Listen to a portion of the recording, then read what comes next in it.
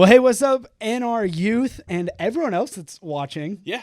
This is not just being watched by NRYouth, and so that's awesome. Kind of makes it a little nerve-wracking. A little bit. No heresy. Yep, not any that is allowed at this point. Man, we're so glad you guys are joining us. This one's a little different. Oh, yeah. So as we're recording right now, It's storming. there very well might be tornadoes and things outside. Correct. Like, we don't know. Correct. What you can't see is in the room that we're shooting it, we've actually covered the window up. Yeah. And so we have no idea what's happening. None. And it actually looked like it did this morning. Everything was black and just rain. Yeah, everywhere. I don't know if any of our White House high school students saw, but News Channel 5 was at White House High School today. So that's going to be awesome. Yeah. So the theater was underwater from Hip White House. The Hip White House was popping. I saw some pictures. It was going off. Luckily, Hip White House, yeah, it was. Luckily, Kennedy goes to White House, and so she was sending us some pictures and some videos. She sent us a video walking up to the annex Yeah. in like shoe covering water. Well, at least they can walk, you know? Yeah, right. So all that to say, we didn't have church on Wednesday night. No. Which would be tonight at the time that we're shooting let me this. add something. That's a hard decision. It's a very hard make. decision. So if you are listening and like Pastor Derek, that's a hard call, or any pastor that has to make that call. Someone ain't gonna be happy. Exactly. Right? So and that's also like just on that topic. That's not a call that's taken lightly. No. Like before we came in this room and that decision was made, there was a whole meeting of all of the pastoral staff that was here today, just talking through like, what are we hearing? What are we seeing? We're looking at radar. Like that decision isn't just made willy nilly, but it's definitely thought through. And so, but with that comes the fun of we're kind of going to have you preach on the pod. Preach on the pod. I like that, man. That should be a segment. That could be a segment. It probably will. At some point, we're going to start, having guests on pretty soon, and we're going to do a preach on the pod segment with them where they have to preach on an object. Yes. But this table, we'll see what happens. Exactly. This table, you have to preach on it. Anyway, all that to say, we're going to have kind of go through the sermon and just work through it. But man, we're excited about the response that the first episode got. Yeah. We're excited for this episode. If you don't know, we're on YouTube. Yes. We're on Spotify, and you weren't around whenever I did this yesterday, but we're working on getting on Amazon. Let's go. Where you can actually tell if you have an Alexa, you can tell Alexa to play Beyond NRYouth, and our podcast will automatically start playing. So that's what I'm talking about. It's pretty sweet. That's called being in the big times. Yeah, we made it, Mama. We made it. So anyway, not.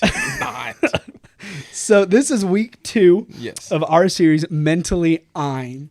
And so last week we just talked about some mental markers that we all experience that let us kind of know mentally where am I. Yep.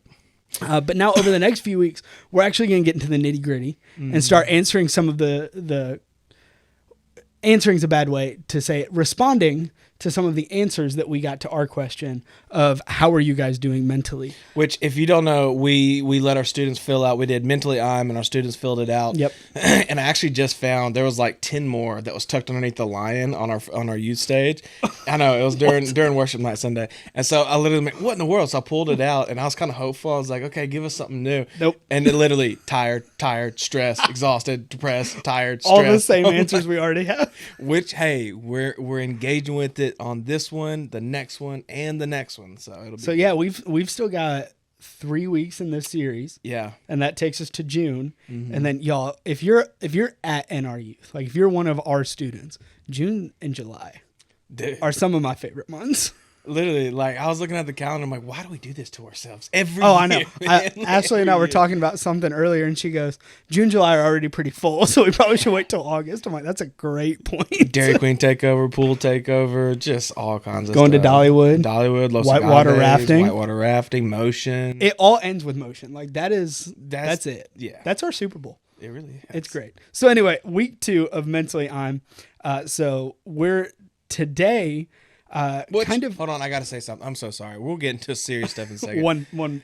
So we're recording this on Wednesday. Yes. It's also mine and Savannah's 9-year wedding anniversary. Happy so I had to go anniversary. shout out for that. So I love you, Savannah. Also today, Wednesday, is Kim Fitzgerald's birthday. So by the Happy time, by birthday! the time this goes out, happy belated birthday, Miss Kim. Man, You're we the appreciate MVP. you. All right. She's like the mom of NRYouth. and She we love cooks it. dinners for our summer internship, which is going to be rolling out. We were It's supposed true. to roll it out Wednesday, but anyway, We'll roll it out. Fitzgerald's next is great. week. They're the They're mom the and best. dad in our youth. Man, they are. And I told so you'll see this before. Okay, so this Sunday is the bake sale here at the church to raise money for Motion, and Won't he do I it? told Mama Kim that she needs to bring a little bit extra because I'm about to go broke and fat on this. Daniel's going to This wear single you out moment. because Daniel said that banana pie, that's mine. Banana pudding, that's mine. Oh, no. He'll throw hands. No. I throw hands for will it. fight. Oh, So man. mentally let's get into it. Yeah, let's Week do 2. serious So stuff. speaking of food, we're kind of gonna approach that topic a little bit. Absolutely. And so, can you give us, since we didn't have a Wednesday night, can you just kind of walk us through really quickly the sermon, and then we'll dig into like some thoughts. Yeah, okay. So bear with me. I'm going to try to do this. I told the students I would preach this message in 17 minutes and 48 seconds. Now, just so everyone knows, what you don't know is you just came back from being in a creek I did. trying to unclog your drainage did. at your house. R.I.P. Bowling Branch Road. It is a swamp. It is gone. There is no road. So It's just Bowling Branch yeah, now. so we're like, hey, like while the sermon's fresh on our minds, let's just do it. So we're just gonna roll with it. All right. So, all right, week 2. Listen, Good grief. it's coming down. It's coming down. All right, week two. Mentally, I'm. First week, Pastor Matt just mentioned it. Kind of talking about Elijah. That's the main character we're wanting to look at. Man, when he was good to go, we talked about last week. Man, he was just insane. He was killing it. He was killing it, and was killing false Well, prophets too. So. Killing it, and then. But he was in a highway of grace and absolutely seeing some miraculous moves of God. His faith was rock steady, steadfast, and then all of a sudden we got to 1 Kings chapter 18, and the end of it says that he tucked in his cloak and he took off with the Lord's strength and he outran the chariot of King Ahab, bad king. And so then all of a sudden in chapter 19, that's where everything shifts. And in a moment, we got Jezebel, old Jezzy. Oh, I got to turn my phone down. Jezebel pretty much says, hey, I'm going to kill you by this time tomorrow, the same way you killed the prophets. And then just the threat caused Elijah in his mental space, his health, his soul, just whatever you want to say, just completely shift. And then you start to see him kind of run away. And so you kind of see that at the first half of 1 Kings 19. And so he runs to Beersheba, and he gets to Beersheba, which is a long way away from where he was at. Yeah. All right, Jezreel, long way away. So he's running for his life. And so he gets there, and he's exhausted, tired. And it says that he finds a solitary broom tree, lays down, falls asleep, wakes up. Angel of the Lord says, hey, you need to eat and take another nap. He eats, takes another nap, wakes up, and then says the angel of the Lord appears and says, hey, eat, and that way you can be prepared for the journey ahead. So what we're going to talk about here, next week, we're going to talk about depression. But this week, I just want to talk about being tired. And I do think that there's a difference between the two. I think that you can be tired, and basically that means, hey, you still have a will and a drive to do things, but it's almost getting frustrating because all your efforts, all your work, you continually getting up, it seems like it's not panning out. Mm-hmm. So you haven't lost the drive or the willpower. You'll do it, but it's like, man, I'm getting weary. And I think a lot of times we think, man, weary is a sign of weakness. Jesus got weary. It said that he was walking in John 4, that he was walking and he gets to the well in Samaria, and you got the woman that comes up, and it says he was weary from a long day of travel. And so you have Elijah, and he's weary, he's tired, he's exhausted. He's like, I'm ready to give up. And then all of a sudden, man, the Lord comes like, hey, get you a snack, get you a nap, do it again, snack, nap. And he's like, there's a journey ahead. Good things. Yeah, there's a journey ahead, and I want you to be prepared for it. And so just kind of a little bit of thoughts I had down here. Tired. It's a stint, sometimes very strong, of helplessness. It's still trying to spin the wheel, but not seeing much fruit in return. There's still a desire, but each attempt seems like it's hampered by a state of exhaustion. It's temporary, but eventually it fades because your circumstance fades. So basically what we want to talk about is if you're able to change your physical scenario, actually getting sleep, actually eating right, doing the physical things, if that's able to change the state of your mental health or your soul or however you want to say it, man, let's approach those things and take those seriously. Yeah. Now, the step further is depression, where, man, you've tried to do the things, disconnect from social media. You've tried to do all the things and you still feel super helpless, no motivation. My wife, Savannah, is actually going to be leading that one next week, and her testimony on depression, fantastic. So we'll leave that for her. But she's going to be on the pod next week. Yeah. So she'll be on the podcast. Our first extra guest, essentially. So stick around for that. It's going to be great. Yeah. And so that's what we want to talk about, is just handling the small things. And I think, do you have the discussion guide pulled up? Yeah, I went ahead and pulled up the discussion guide. Do the sermon guide. in a sentence.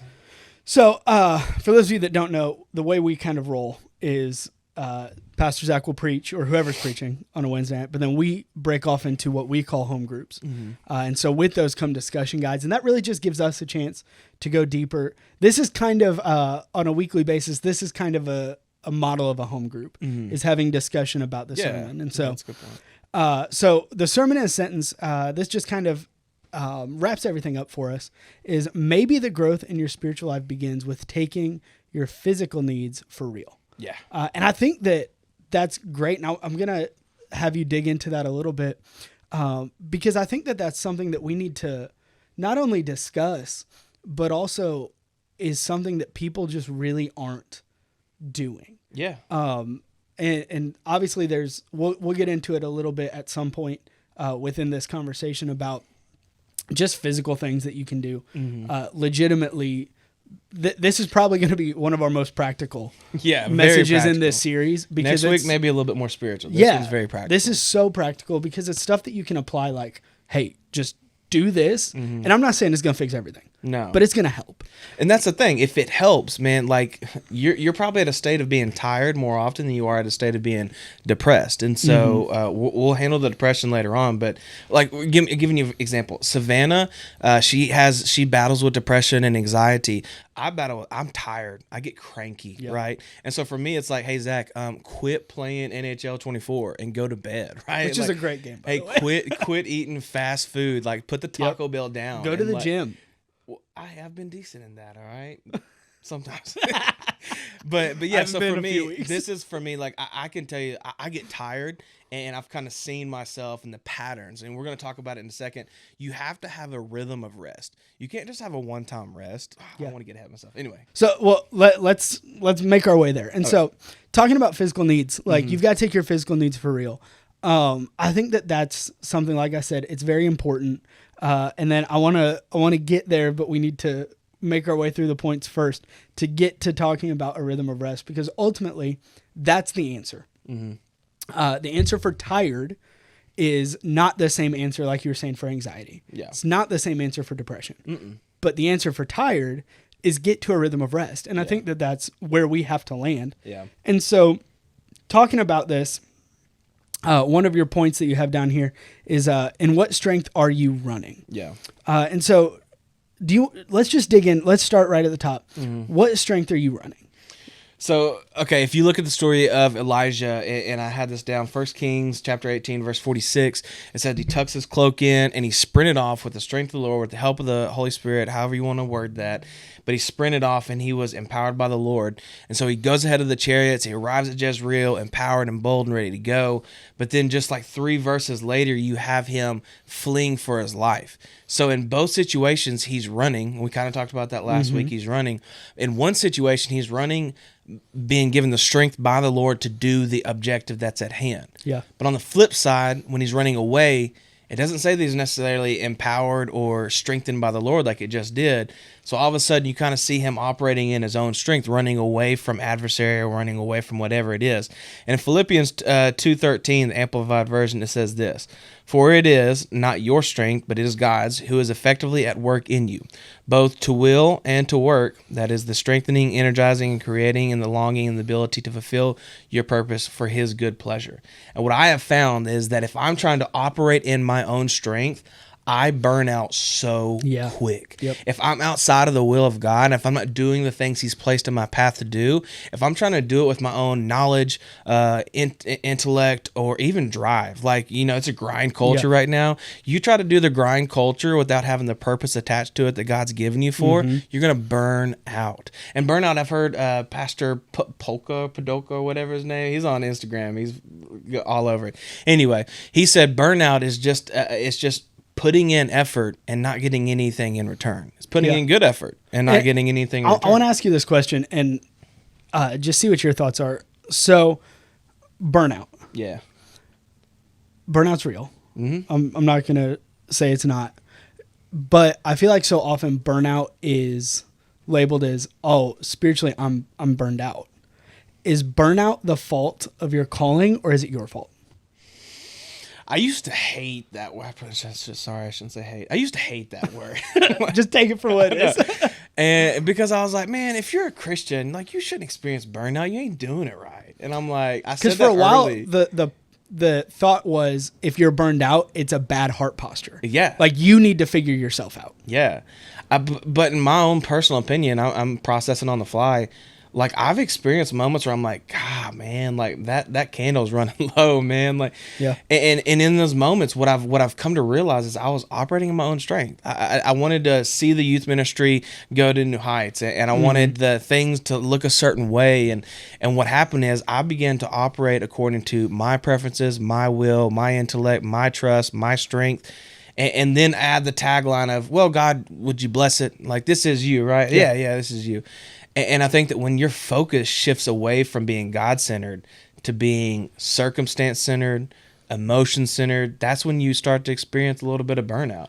And there's still grace for it. Yeah. Like, that's the other part, too, because we'll see in just a second that Jesus comes to Elijah and he replenishes. He replenishes him to put him back on purpose in alignment with what he had for him. And so but that was... also, and like you said, we'll look at it, but he replenishes him physically. Yeah. Like, it doesn't say that the angel of the Lord came and there was a spiritual radical transformation that Elijah felt. And it's like, spiritually, I'm good. It's like, no, this was all very physical. Like, hey, if you're going to tackle this, then this is what you need to do. And so let's jump down to kind of your next thought, which I like the question you ask here is, are you stuck in flight? Yeah. And you dig into amygdala hijacking. Okay, as soon as I saw this, I thought about the water boy, dude. I was like, anyway. The oblongata. Yeah. All right, anyway, let's get serious. Okay, amygdala hijacking. I'm not a clinical psychologist. I have not gone to school and studied the brain. I have dissected a shark, so I feel like I have a little bit of understanding of anatomy. It's kind of the same thing, kind of the same thing. My shark was pregnant, too. It had a baby. It was kind of sad. Anyway, okay, amygdala hijacking. Here's what you need to know about that. Man, this was fascinating as I'm studying. There's a part of your brain, you got the prefrontal cortex, which helps you to really make reasonable, accurate responses to things that happen in your life. Now you got the amygdala, which is it inhibits and it kind of kick-starts the fight or flight response. And so basically whenever something happens that may be stressful or big or impactful or just seems like, oh my goodness, your amygdala kicks in and now you have a fight or flight response. It's the heightened blood flow, it's the ramp up of energy, and all of a sudden you have it. And if you've ever experienced a fight or flight response, when you get done with that, what happens? You're totally exhausted. You're like, oh my gosh, like that depleted me. Yeah. What's happened with, especially with Gen Alpha and Gen Z and even the millennials to a certain extent, we see everything as being grand and big. This is the biggest thing in my life. This is the most tragic thing I've ever seen. Like, we use hyperbole in our speech like it's just a natural way of life. And so when you escalate and you make everything big, that test is big. And don't get me wrong, some of those things are impactful and are big. But when you make everything in life extreme and push it all to the side of erring on like this is huge, you're kicking your amygdala in. I think I said that right. And anyway, you get stuck in, and I'll write this down, you get stuck in flight. So you get stuck in the fight or flight response when everything's big and then all of a sudden you're wearing yourself out because instead of thinking with your prefrontal cortex, which allows you to calm down, take reasonable steps, be thoughtful in your execution, not allow your emotions to be the strength, but actually let wisdom, knowledge, understanding, and all those things come from the Lord. That should be leading it, but now it's your emotion, your amygdala. You get stuck in that. Yeah. And when you're stuck in that, you get into a state of perpetual exhaustion. So if you look at the story of Elijah, it literally says he's fleeing for his life. He fled for his life. He's in the fight or flight response, and says he's traveling, he's going, and I believe it's either 200 or 100 miles that he fled for. Either way, it was a long distance. I can't go 1 mile and think, oh, I'm good. All right. So he's in this fight or flight response, and all of a sudden he reaches a state of exhaustion. I think that these right here keep us in a perpetual state of fight or flight responses. I think that some of the relationships you have, from the friendships you have, keep you in a state of fight or flight responses. Yep. And so you get stuck in this pattern, and it's like, how do I get out? Well, you get out by doing what Jesus brought Elijah to the point. Yep. Rest. Yep. Like, eat food, not Takis, okay? Like, eat real food and take a breather. But as I was putting it together, I remembered part of my testimony is I was addicted to pornography for a number of years growing up and in high school, and I can just remember being totally exhausted. And so as I started digging in, we're going to do a series called Porn Free in October, and it's going to be awesome. We're praying for it already. Savannah's calling me. We're praying for it already. But as I was thinking about it, the prefrontal cortex is where you make the reasonable choices, decisions, and stuff. Pornography actually deteriorates your prefrontal cortex. So you have a generation, statistically speaking, that is so rampant into the addiction of pornography that you have a deteriorating prefrontal cortex. So what's going to happen? You hinge totally on the amygdala. You hinge totally on the emotion-based decision making. Yep. And so literally it's almost like a scheme of the enemy where let me wear down the reasonable side of your mind to get you to operate in a state of fight or flight. Yeah. And then you get stuck there. And then all of a sudden you have let's just say you have a pornography addiction. Well, then that may be your Beersheba. That may be to the thing that you are naturally running to, which just heightens that perpetual state of I can't think reasonably because it's deteriorated the gray matter of your prefrontal cortex. I'm not a scientist, but it makes sense. But it makes sense. Well, and I was looking it up while you're talking about that, because they talk about the prefrontal cortex a lot in terms of teenagers, because the prefrontal cortex doesn't fully develop until you're usually like 24, 25. And so like you to kind of give any students that are watching a little bit of a not a cop out, but a little bit of a deep breath they can have. It's not all their fault. Yeah. Part of this is you are not wired to make rational decisions. That's where people like your pastors, people like your parents, mentors, all those, that's why they're so important. Yeah. It's because you're not really able to make those like calm, rational choices, especially in the face of something that I think you're so right. Things that have become, that used to be like, oh, that's just a thing, have become so big. And part of it is because everything that we do now is posted for the world to see. Yes. It's a hyper sensation of just the mediocre. Yeah. Yep. And so because of that, it's like, well, this is massive because I'm going to post this and I'm going to go viral and it's going to be great. And got to influence. Yeah. Yep.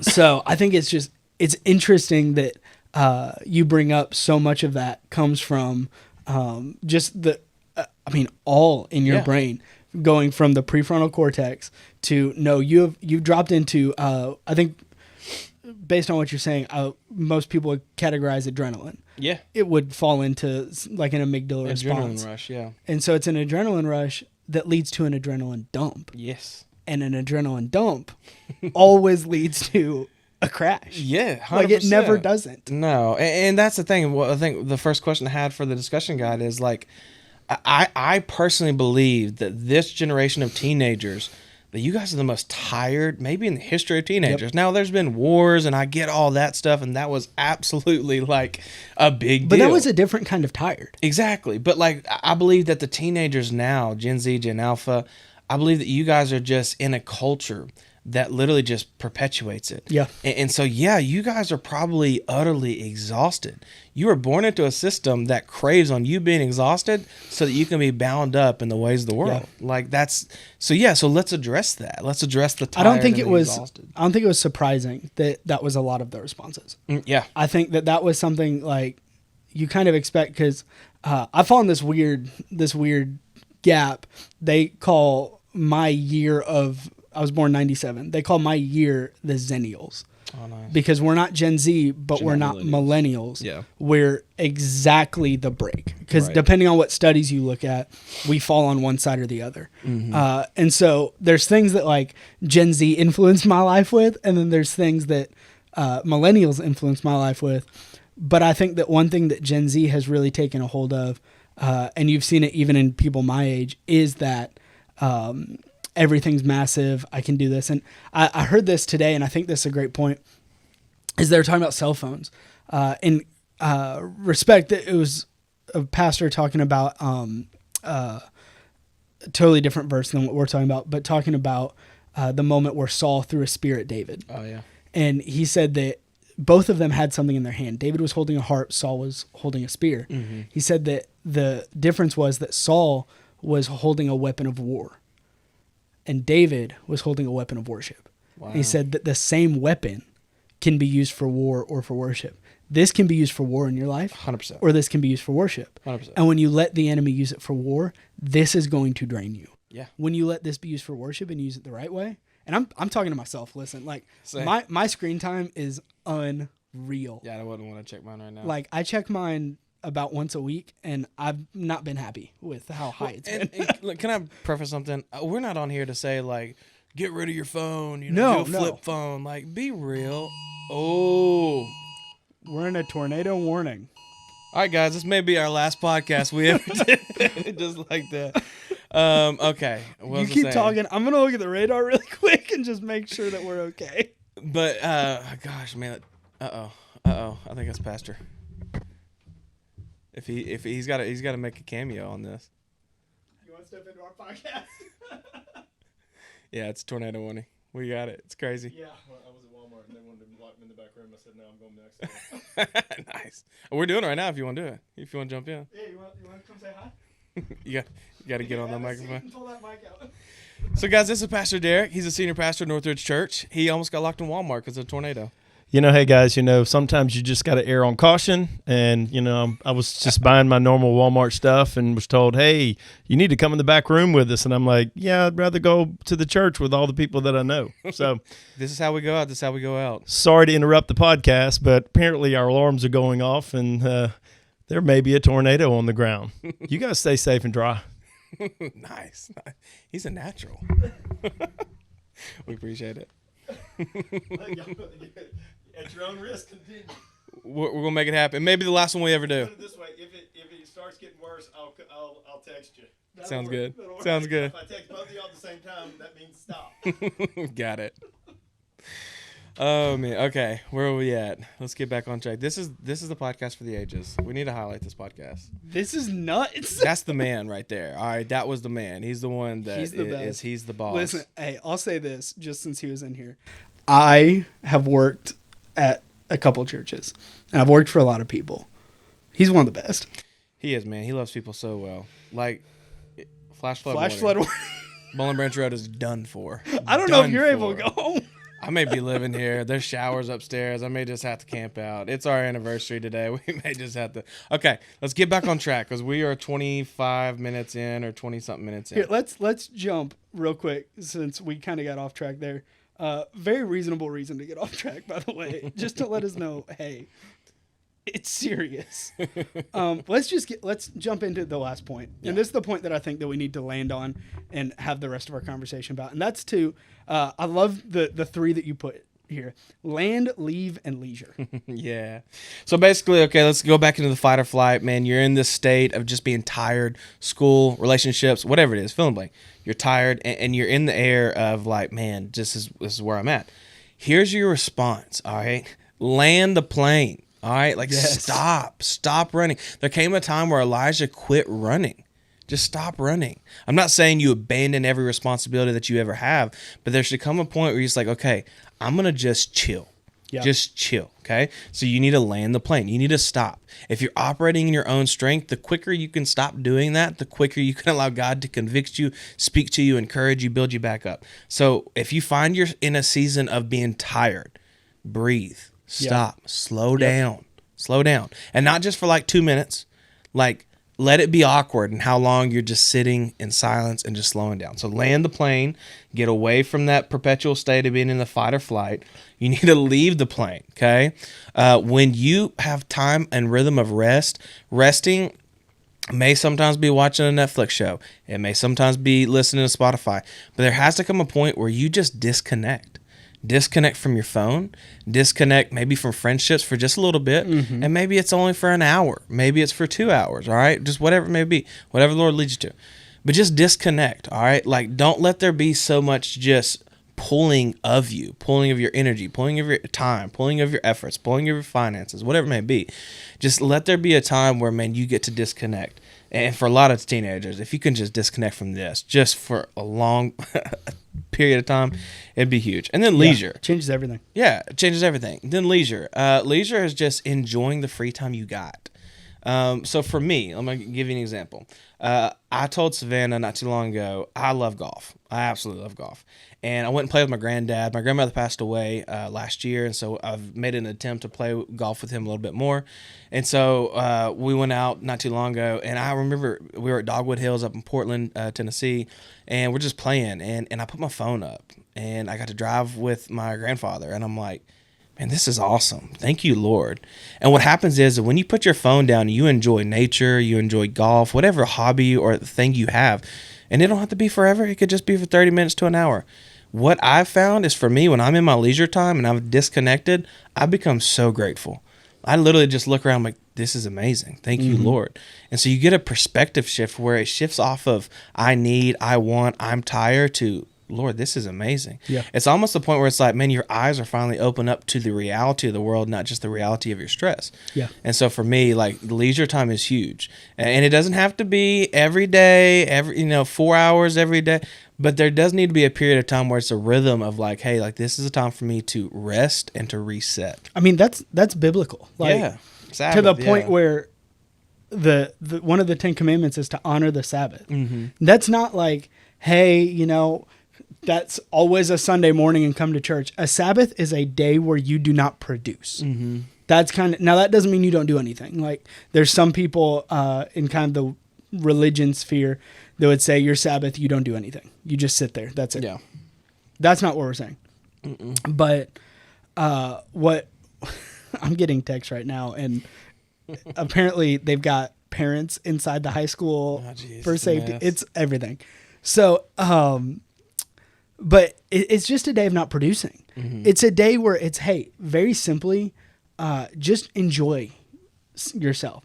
Now that, like I said, that doesn't mean you don't work either. I'm making sure that I say it this way because for some people, your relaxing is, there's people that I see all the time where their relaxing is, I'm going to go and I'm going to work on a farm. I'm going to cut grass. I'm going to go mow the grass. Mm-hmm. I'm going to go shoot basketball. Yeah. I'm going to go take care of any of that. Yeah. Like, enjoy, have a great time.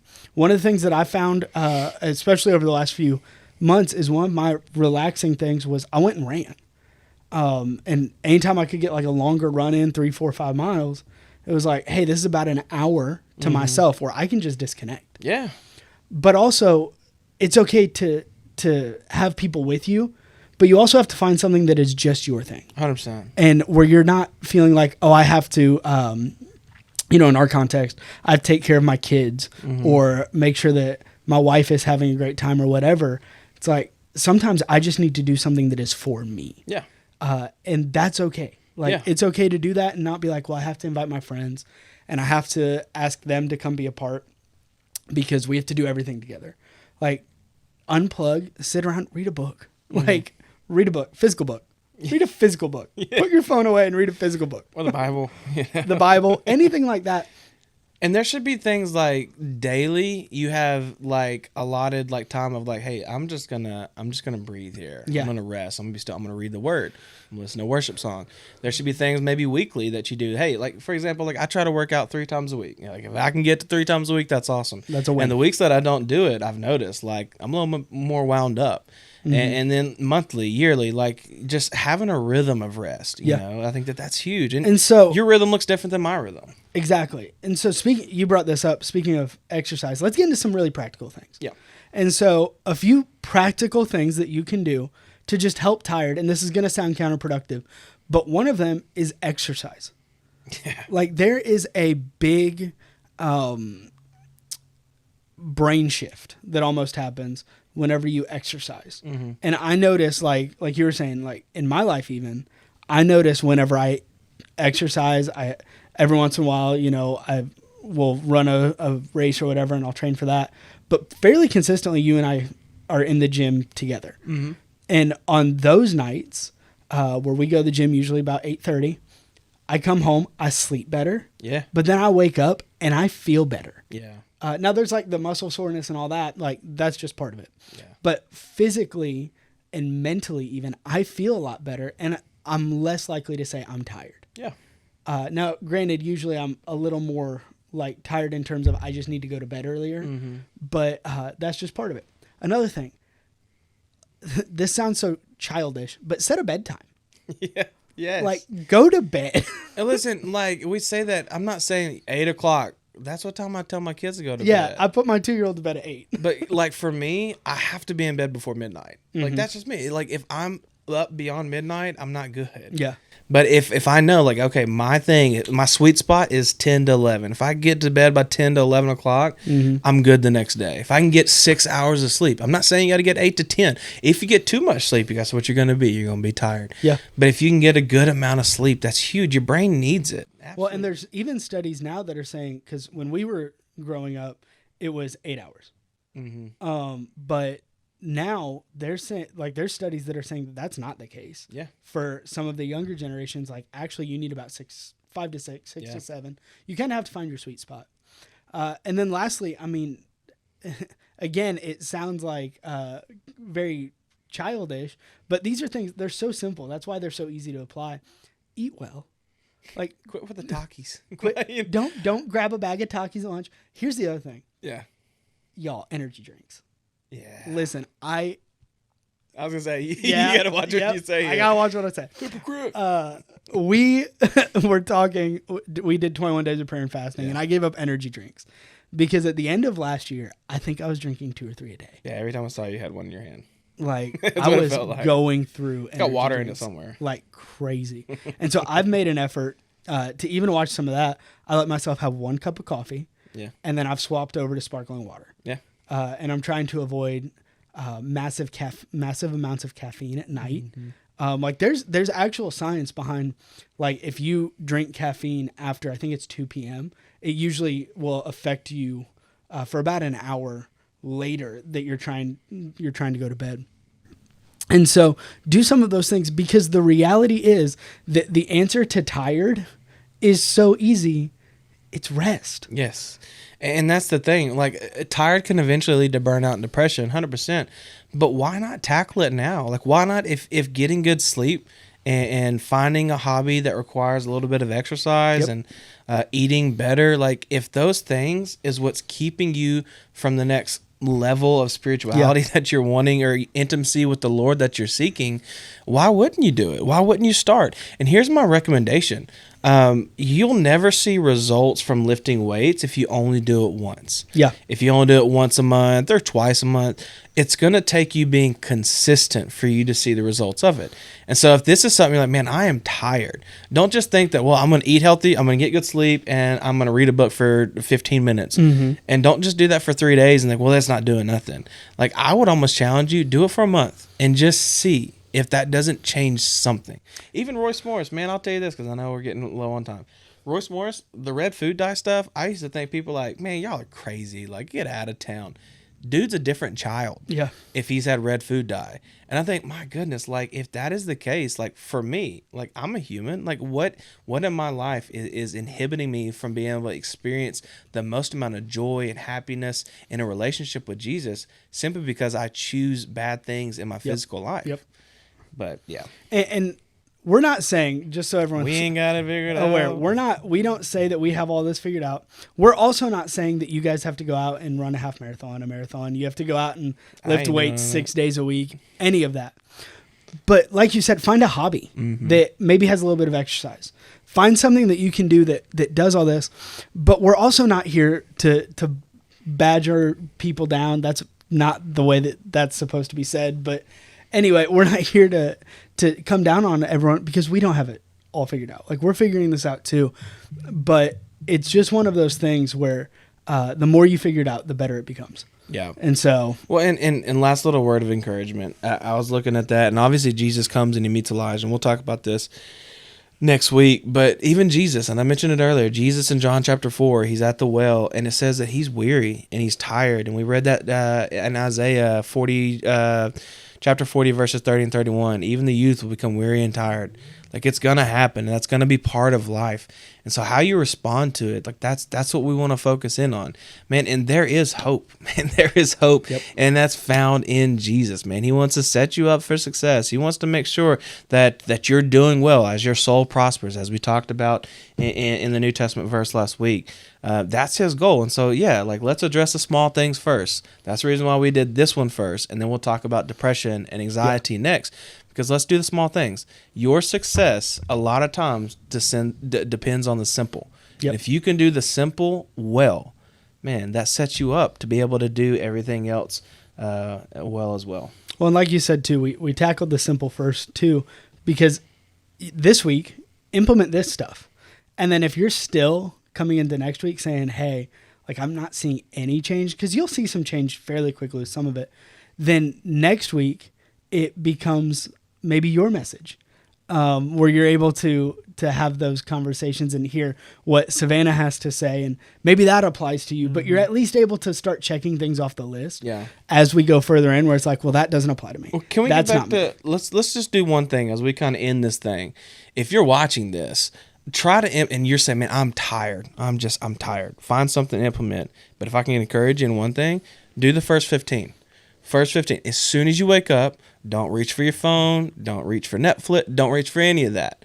Reach for your Bible. Not Bible on your phone, like a paper Bible. And if you need a Bible, we'll get you a free Bible. But spend 5 minutes reading the Word of God. 5 minutes praying to God. 5 minutes worshiping God. Spend your first 15 minutes like that. And just tell us, like, does that help? I would like to say it probably will. It gets you off on the right foot and whatnot. And so that's what my encouragement would be. Man, find something physical that you can change, that will eventually lead to the spiritual impact. And let me remind you, the sermon in a sentence was this. Pull it up and get over there. Maybe the growth in your spiritual life begins with you taking your physical needs for real, taking them seriously. And if you can do that, man, maybe that's the spiritual growth that we're looking for. Yeah. Well, hey, we're going to wrap up. And what an eventful podcast, We're going to wrap this one up. This is one of those that we'll look back on hopefully a couple months from now and go, man, first off, we came a long way from there. Can we talk Second about, off, that was a crazy day. Can we talk about fight or flight? And meanwhile, as we're talking about fight or flight, we get 2 warnings: flash flood and tornado and warnings. A tornado warning. And Pastor going, it's just, hey, you got to enjoy this as we got to enjoy this. I hope that you did enjoy this. So welcome to the family. You're here. We've made it. We may not be here on Sunday. This we may is what be. we call I don't know. real and authentic. Authentic. But man, we hope you enjoyed it. As always, like, comment, share. Man, comment and let us know. Let's put a little action step here. Comment and let us know what you're implementing this week to take a step towards being better mentally. Yeah. And so let us know just from what we talked about, what you're doing. But man, we love you guys. We can't wait to see you. We'll see you on Sunday at Northridge Church. If you come here, hey, if you don't come here and you listen to this and you don't have a church home, come be a part. We'd love to have you. And then for NRYouth, man, we'll see you guys next Wednesday. We love you guys, and we hope that you stay safe in the middle of whatever is happening outside. Love you guys.